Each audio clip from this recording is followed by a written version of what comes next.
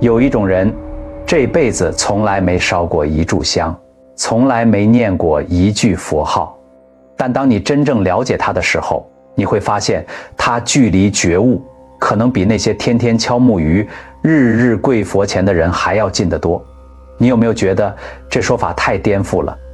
佛陀成道时在《华严经》中有一句话，后来被唐代华严宗五祖圭峰宗密大师凝练为流传千古的名句：一切众生皆有如来智慧德相，但因妄想执着，不能证得。这句话道出了佛法最根本的见地。每一个活在这世界上的人，不管他是富贵还是贫贱，不管他是修行人还是普通人，内心深处都埋藏着一颗从未熄灭过的佛性之火。那颗火不曾消失，只是被层层的烦恼、执着、妄想压在底下，发不出光来。那么谁离那道光最近？佛学里有一个概念叫佛缘。很多人以为佛缘是看你去了多少次寺庙，抄了多少遍经文，捐了多少香火钱。但真正的佛教义理告诉我们，这些都是表面的形式。真正的佛缘是藏在一个人骨子里的东西，是他面对这个世界的方式，是他在没有人看见的时候所做的那些选择。今天我们要讲的是7种人，代表了7种特征。这7种人，佛陀说他们离觉悟最近，他们可能就在你身边，可能就是你认识的某一个人，甚至可能就是此刻正在看这支影片的你。哪怕只占一个特征，下半辈子也福报不尽。占3个的话，那更不得了。这种人可以说已经是佛前的意中人了。在我把这7种人完整说出来之前，我想先带你走进一个故事，一个发生在很久很久以前的故事，一个年轻僧人的故事。这个故事里藏着答案。此刻，我想邀请你先在评论区留下你的祝福，写下佛光普照，福慧双全，让这份善念从你开始传递出去。那是一个战乱刚刚平息的年代，一座深山里的小寺庙住着一老一少2个僧人。老的叫觉远禅师，已过70，眉白如雪；年轻的叫慧明，23岁，在这座寺庙里待了整整10年，从没有下过山。那天清晨，觉远禅师把慧明叫到跟前，从袖子里取出一枚玉牌。玉牌不大，巴掌心那么大，上面刻着2个字：佛缘。慧明接过来，问师父：“这是什么？”觉远禅师看着他，说：“你在这山里待了10年，读了10年的经，也背了10年的戒。但有一件事儿，经书教不了你，戒律也规定不了。”他停了停，我要你下山去，走遍这世间，找到一个人，找到真正值得托付这块玉牌的人。什么样的人算是值得？慧明问。你去了，自然就知道了。慧明想再追问，觉远禅师已经转过身去，背对着他，声音平静而悠远。你要找的答案不在经书里，在路上，去吧。第2天破晓，慧明背着行囊，揣着那枚玉牌走下了山。他第一次下山，什么都让他觉得新奇。集市的喧嚣，路边的孩子，卖豆腐的老人，一切都是他从没见过的生动。但他知道自己不是来看热闹的，他心里一直在想那个问题：什么样的人才算有真正的佛缘？他走了3天，来到一个村庄。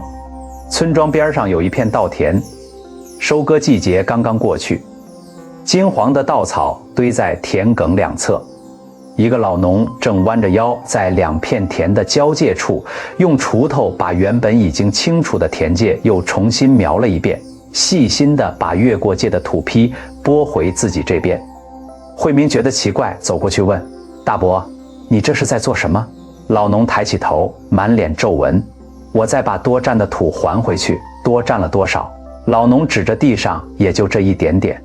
慧明低头看，真的只是一小撮土，宽不过2指，这么一点点，隔壁家也不会计较的吧？慧明说，老农摇摇头笑了，不是计较不计较的问题，这一点点不是他家的，就是不能要。他顿了顿，我活了这大半辈子，见过多少人因为一点点的贪心，最后落得家破人亡。不是天要惩罚他们，是他们自己种下的因，迟早要结出那个果来。我不怕别人怪我，我怕的是自己种下的那颗坏种子，将来不知道会长成什么。慧明站在那里，心里忽然有什么东西被触动了，他继续往前走。第二个地方，他走进了一座小镇，镇子里有一个无人照管的土地庙，院子里坐着一个眼盲的老妇人，那老妇人面前放着一个破旧的木鱼，她的手在木鱼上轻轻地敲，嘴里念着什么。慧明走近了才听清楚，是一句佛号，反反复复。慧明停下脚步，看了他很久，走过去问：老人家，你是什么时候开始念佛的？那老妇人停下手说：我不认识字，也从没读过经，是很多年前有个过路的和尚在这里坐了一夜，走之前念了一段经，我在旁边听，也不知道是什么意思，但就是觉得他皱起眉，像在想一个很准确的词，就是觉得那是家的声音。慧明问：家的声音？对，就像是你离开很久很久了，然后忽然听到有人叫你的名字，那种回来了的感觉。老妇人说着，眼睛里有眼泪流了下来。她又说道：我当时就哭了，我自己都不知道为什么。那个和尚问我：你怎么了？我说：我不知道，我就是觉得这辈子终于找到了什么。慧明手里的玉牌忽然发烫，他低头看了一眼，没有说话，朝老妇人深深地鞠了一躬，然后继续走。他走到第三个地方，是一片刚刚经历过战火的土地，断壁颓垣，处处是残骸。但在一堆废墟旁边，一个年轻的妇人搭了一间简陋的草棚，棚子里挤着10几个孩子，最小的刚会走路，最大的也不过10岁，都是被战争夺去了父母的孩子。妇人自己也不过20出头，身上的衣服打着补丁，但忙进忙出给孩子们分食物，温柔地哄哭闹的小娃娃，神情安宁。慧明问他：这些孩子都是你的？他摇摇头：都是。他想了想，又说：就是都是我的，你养得起吗？养不起也得养。他抱起一个在哭的孩子，拍着他的背：他们没有了爹娘，总不能饿死，饿死一个，我心里就会空一块，那块空就一辈子填不回来了。慧明问：你不觉得苦吗？妇人沉默了一下，抬起头说：苦？我没觉得，我只知道他们饿了我会难受，他们哭了我会跟着心疼，不帮他们我才苦。慧明站在草棚外，看着那一群孩子，心里有什么东西慢慢打开，像一扇从里面锁着的门，从内部轻轻转动了一下。他继续往前走，路越走越长，他遇到的人也越来越让他思索。第4个人是一个书生，那书生住在城郊一间窄小的书房里，四面都是书，但屋子里除了书几乎什么都没有。慧明在一家茶馆听人说起他的故事，他年轻时才华横溢，考取功名本是板上钉钉的事儿，但他拒绝了，说他不想用这辈子去换一个官帽。慧明特意去拜访他，问他为什么。书生放下手里的书，看了慧明很久，说：你去过集市吗？慧明说：去过。你在集市上有没有看到，那些最忙碌的人，反而是最不知道自己要买什么的人？书生说：我年轻的时候也曾经想要很多东西，名声、地位、财富、别人的敬重，但我发现每得到一样，我就必须花更多的力气去守它，去追更多的东西来配它，我的心变得越来越重，越来越不自由。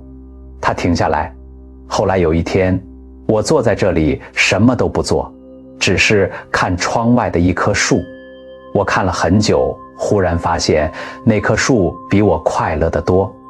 它不争什么，不要什么，但它在那里，就是它该在的地方。慧明听完，在心里沉默地坐了很久。第5个人是一个工匠，那工匠替人做木工，手艺极好，人人都说他是这片地方最好的匠人。但有一天，东家诬陷他偷了家里的一块玉，把他告到了衙门。那工匠说没有偷，但也没有大声喊冤，只是静静地站在那里等人来查。最后当然是他清白的，偷玉的是东家自家的侄子，只是为了嫁祸于他。慧明在这件事之后见到那工匠，问他：你当时为什么不辩解？那种情形大喊冤枉才是常情啊。工匠放下手里的袍子，想了想，说：辩解有什么用？我知道自己没有做，上天也知道，这种事情越辩越乱，不如就等着真相自己浮出来。他顿了顿，何况我若大吵大闹，那东家的脸面就完全没了。他后来向我道歉，我能见到他眼里的悔意，那比什么都好。人心上的亏欠才是最重的东西。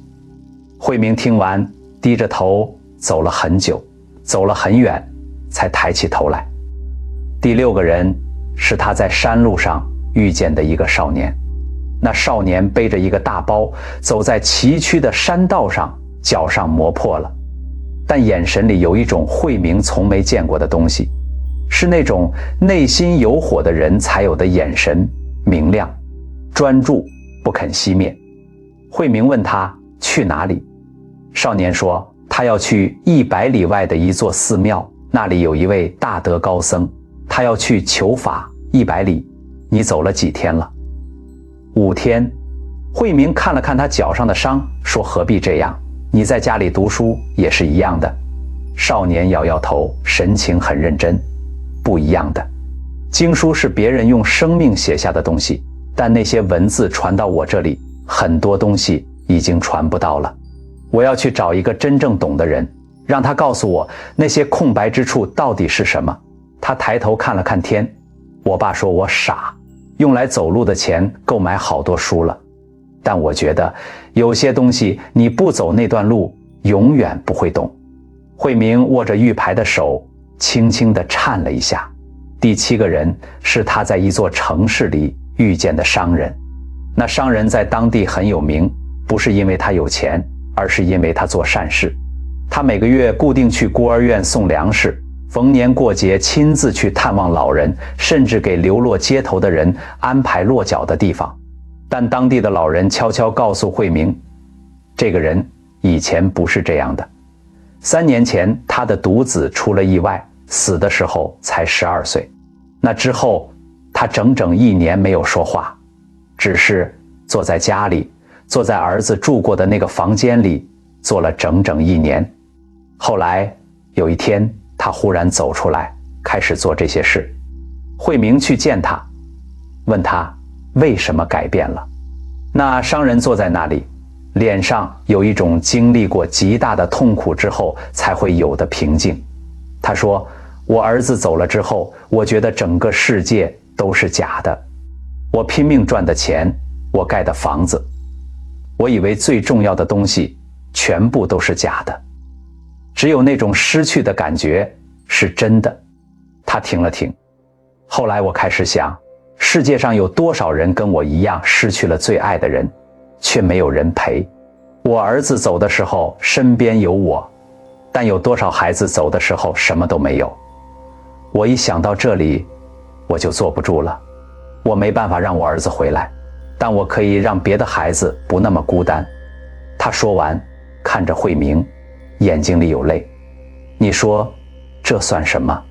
慧明把手里的玉牌握紧，低声说，这叫菩提心。慧明在外面走了整整1年，见过太多东西，也想过太多东西。当他终于决定回山的时候，那枚玉牌他始终没有交出去，因为他找到了7个人，却不知道该给谁。他回到山上的时候，寺庙里安静的不对劲。一个小沙弥出来迎他，眼睛红的，低着头说，师父，觉远禅师上个月就圆寂了。慧明站在那里一动不动。他出去1年，以为回来的时候师父还在，还可以把这一路的故事都说给他听。但他回来晚了，他走进师父的禅房，房间里一切如旧，只是没有了那个人。桌上放着2样东西，一封信和一面铜镜。他打开信，信很短，只有3行字：你在路上找到了7个人，但你回来之前先去照一照那面镜子。慧明拿起铜镜对着自己的脸看，他看到了什么？他看到了一个在路上走了1年的年轻僧人。那个僧人在田间见到老农时，心里升起了对因果的敬畏；在听老妇人说话时，眼眶发热，险些落泪；在草棚外看着那些孩子，心里涌出一种说不清楚的柔软。在书生说那棵树比我快乐的时候，忽然觉得自己的心比来时轻了一些。在工匠说真相自己会浮出来的时候，他不再焦虑地追问。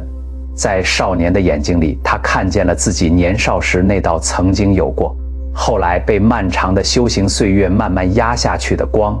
在商人的眼泪里，他看见了苦难之后的真正慈悲。他看见的是他自己。他把信翻过来，背面还有2行字：你找到的7个人，每一个都是你。离觉悟最近的从来不只是他们，也是每一个真心走上路的人。慧明把铜镜放下，那枚玉牌握在手心里，然后他慢慢地跪在了师父曾经坐过的蒲团前。这个故事到这里讲完了，但故事背后那些东西才刚刚开始。觉远禅师给慧明的那道题，其实是每个人这辈子都在无意识中解答的一道题。我是什么样的人？我离那道内在的光到底有多远？我们现在来把那7种人一层一层地打开来看。第一种人，深信因果，敬畏业力之人。地藏菩萨本愿经里有一句话，很多人读过：假使百千劫所作业不亡，因缘会遇时，果报还自受。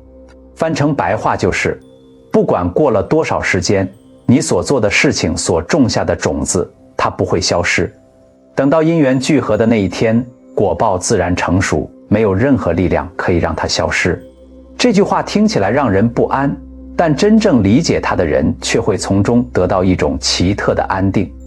因为当你真正相信这件事，你就不再需要去计较别人有没有赏罚你，有没有看见你，有没有公平地对待你。你知道这个宇宙有它自己的公正，无声无息，但分毫不差。故事里的那个老农，他没有读过这句话，但他用一生的行为在活出这句话的意思。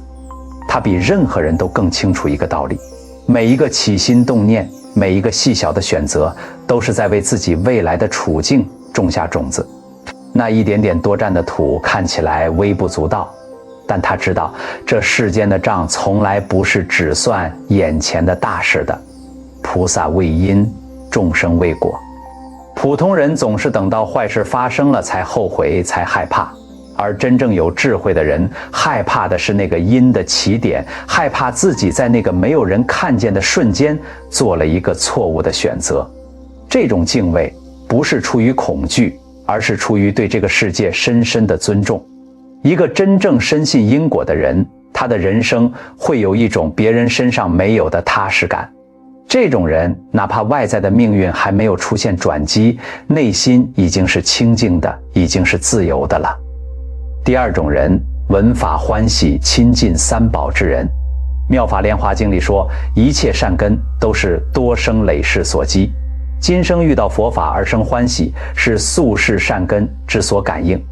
意思是那种莫名的感动，那种一听到梵音就浑身起鸡皮疙瘩的感觉，那种走进寺庙就觉得安心的感受，不是偶然，是你的灵魂深处有一根弦。他认出了一个久违的音频。很多人第一次认真听到佛经的时候，都有过一种奇怪的体验，不是被文字的意思感动，而是被那个声音、那个节奏打中了什么。有人当场流泪，有人全身发热，有人说自己忽然觉得自己的某些迷惑消散了，虽然不知道为什么，佛教把这种现象解释为善根被唤醒。一个人若在前世与佛法有过深厚的因缘，这辈子再遇到，那份记忆会在更深的层次被触动，产生一种理性无法解释的反应。但有一个关键要厘清，亲近三宝不是看去了多少次寺庙，不是看认识多少法师，不是看捐了多少功德，亲近的本质是内心真实的恭敬与向往，是那种闻正法便如贫得宝，如渴得浆的感受。就像一个在沙漠里走了很久的人，终于见到了水源，那种扑上去的迫切，那种真实的渴望。第三种人，慈悲善良、孝亲爱人之人。佛教有一句非常重要的话，很多人知道，但没有把它跟佛缘联系起来过。慈悲是佛心，布施是佛行。这句话的意思是，当一个人在心里自然地升起慈悲，在行动上自然地愿意给予，他的心就已经在和佛心相应了，哪怕他不知道这件事。故事里的那个年轻妇人，她从来没有想过自己在修什么，她只是做不到眼看着那些孩子没人管，那种做不到就是最真实的慈悲。慈悲不是靠修出来的一种道德姿态，它是一种对他人之苦真正感同身受的能力。你看见一个人在受苦，你的心里会痛，那个痛就是慈悲的种子。佛教把孝顺父母列为所有善行之首，因为佛教把父母称为现世佛。在这一辈子里，没有任何人比父母更无条件地给予过你，他们是你今生最近的菩萨。一个对父母真正孝顺的人，他内心里有一种根本的感恩，有一种看见恩情就会回应的天性。这种天性延伸出去，就是对所有生命的善待，不杀生，不伤害，爱护弱小。这些不只是戒条，它们是一种内在的心性在外在行为上的流露。当你看见一只小动物受伤，心里有一阵难受；当你听到别人的遭遇，身体里会有一种共鸣的颤动。这种人哪怕不信佛，不念经，与佛心的距离已经很近了。第四种人，心性清净，少欲知足之人。六祖坛经里，六祖慧能用一既打破了神秀时勤拂拭的修行观，本来无一物，何处惹尘埃。这8个字讲的是佛性本来清净，不需要靠不断的擦拭来维持，因为灰尘从来不是从外面来的，是贪嗔痴慢疑这5毒从内里制造的。一个少欲知足的人，他不是天生就没有欲望，而是他在某种程度上看清楚了欲望的运作方式。欲望永远不会因为被满足而消失，它只会滋生新的欲望，无休无止。当一个人真正透彻地看清楚这一点，他就会开始从要更多转向要更少，从向外追求转向内安住。这种人往往喜欢安静，喜欢独处，喜欢把生活过得简单，因为他们发现减少外在的东西，内心反而越来越丰盛。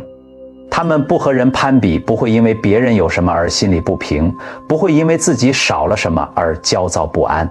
佛教说知足者常乐，但这里的乐不是那种很开心的感觉，而是一种更深的持续的内在平静。当你不再被欲望驱赶，当你不再追着那些抓了就要放，放了又想抓的东西跑，你才有机会真正停下来，听见内心深处那个一直都在但平时被淹没了的声音。遇事不向外求，反求诸己，懂得回头看自己的心。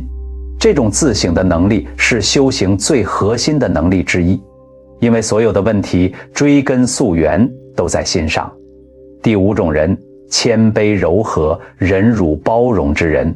佛教6波罗蜜中，忍辱波罗蜜是其中一项，并非只是叫你忍气吞声，而是指一种在逆境中不动摇、不嗔怒，内心保持稳定的能力。《金刚经》里有一段著名的公案，讲释迦牟尼佛在过去世被歌利王割截身体，却没有生起嗔恨，不是因为他麻木，而是因为他的内心已经超越了我被伤害的那个执着。这是很高深的境界，但他的种子在故事里那个工匠身上已经开始发芽了。工匠被冤枉，他不慌乱，不激愤，只是等待。他说真相自己会浮出来，这背后是一种对因果的信任，也是一种对我执的放下。他没有把这件事当作我的尊严被侵犯来处理，而是让它自然展开，顺势而流。傲慢是最难被察觉的障碍，因为它常常伪装成有原则、有自尊，不受委屈。但真正的谦卑不是低声下气，不是没有骨气，而是能够真正的看见他人，能够在心里腾出空间来容纳不同的声音、不同的观点，能够在别人犯错的时候，心里首先升起的不是你怎么可以这样，而是他也是在走一段艰难的路。一切众生皆是过去父母，未来诸佛。这句话若能真正信受傲慢，就无从立足了。因为你对面那个让你看不惯的人，那个伤害过你的人，那个让你生气的人，在更广大的时空视野里，曾经是对你有恩的存在，未来也可能是成就正觉的佛陀。这个认知会让一个人的心慢慢的变得柔软。第六种人，立志觉悟、精进修行之人。这是7种人中最有意识的在走那条路的人。他们不只是本性善良，不只是自然的少欲，不只是被动的经历苦难，他们是主动的发出了一个愿：我要出离这个苦海，我要寻找真正的答案，我要成就不只是为了自己，而是为了所有还在苦海里的众生。华严经里讲菩提心，说这颗发愿之心是一切佛法的根本，是入佛道之出门。发了菩提心的人，他在这条路上走的每一步都有了不同的意义，不再是为了个人的解脱，而是为了一个更宏大的目标在前进。六祖慧能，一个不识字的樵夫，偶然听到一句应无所住而生其心，立刻起了出家的念头，跋山涉水去参五祖弘忍。一路上没有任何人告诉他他能行，但他知道那条路是他该走的路。这种确定不是来自外部的认可，而是来自内心深处最清醒的直觉。前面故事里那个背着大包，脚上磨破了还在走的少年，他眼神里有那道光，那道光是求道心切的人才有的光。当一个人真正发愿要找到真相，他的内心会生出一种超越疲倦、超越挫折的力量。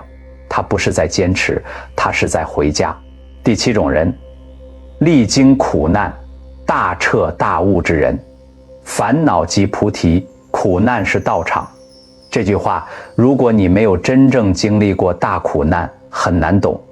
苦难有一种奇特的力量，它能够让一个人在极短的时间内做到平静岁月里需要10年、20年才能做到的领悟。因为苦难会打碎你对这个世界的幻觉，你以为稳固的东西其实是脆的，你以为会永远在的人其实是无常的，你以为最重要的事情，在某种极端的处境下忽然变得可有可无。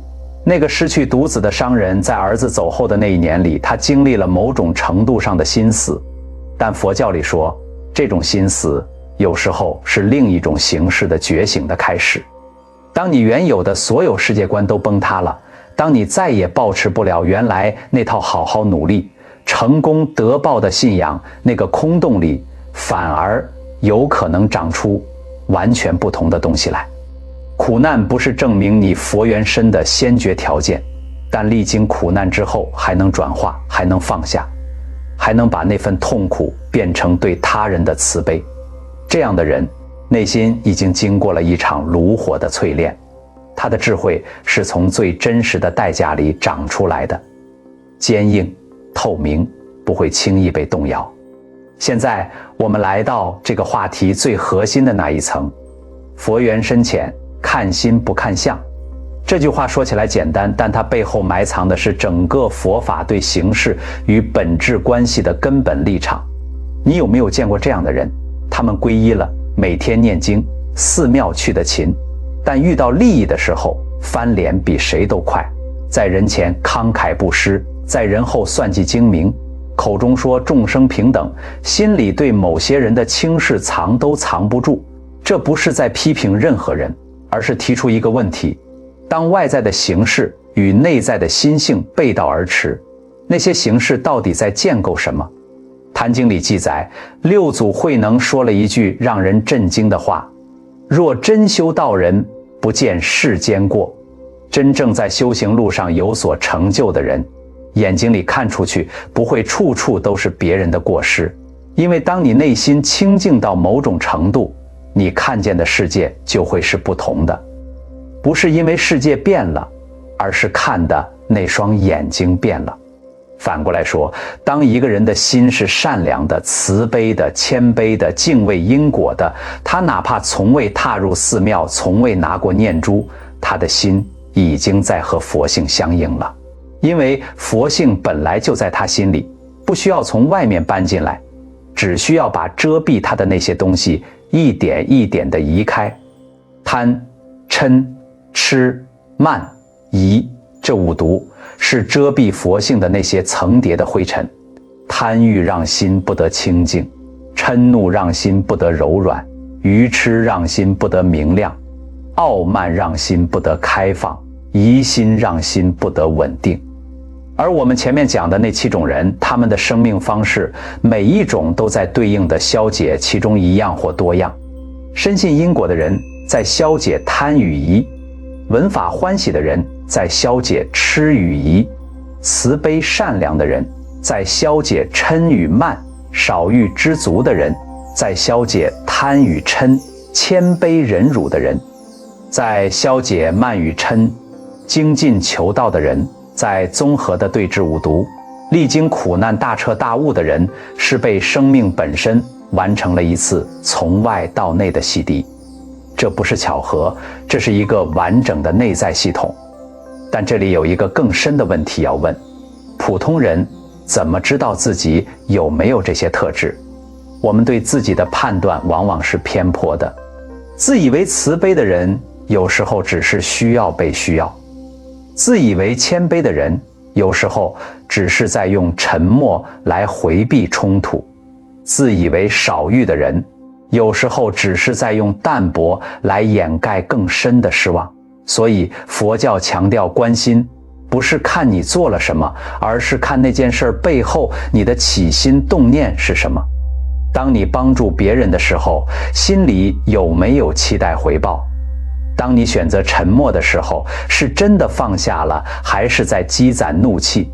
当你说够了的时候，是因为真的知足，还是因为得不到了才假装不在乎？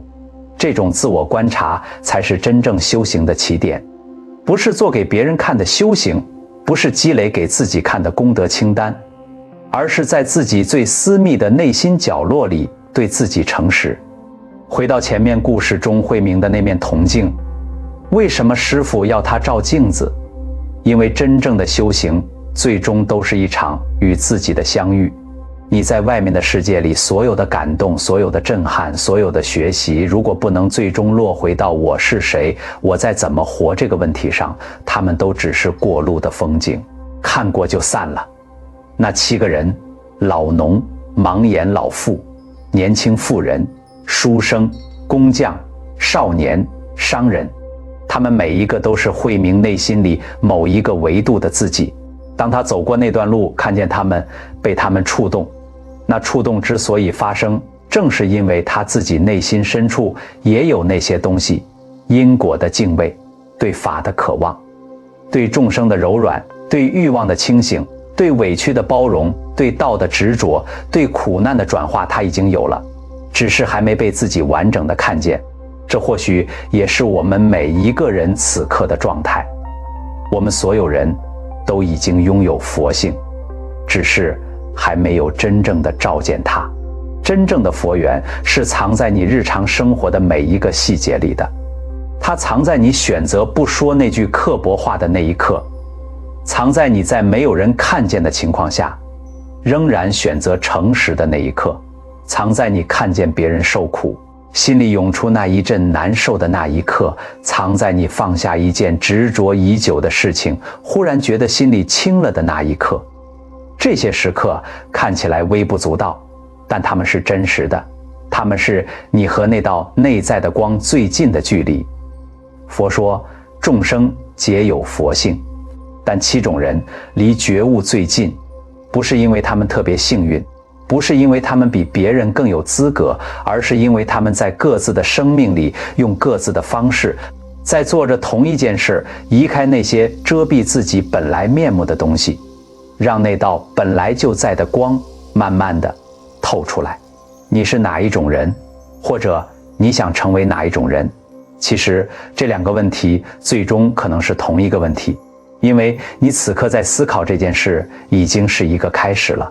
觉远禅师在信的最后还有一句话，慧明后来才告诉别人，那句话是：你找到的不是7个人，是7条路，条条通向同一个地方。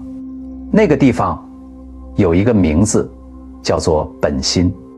如果今天这段内容让你有所触动，我希望你留言告诉我，你在这7种人里看见了什么？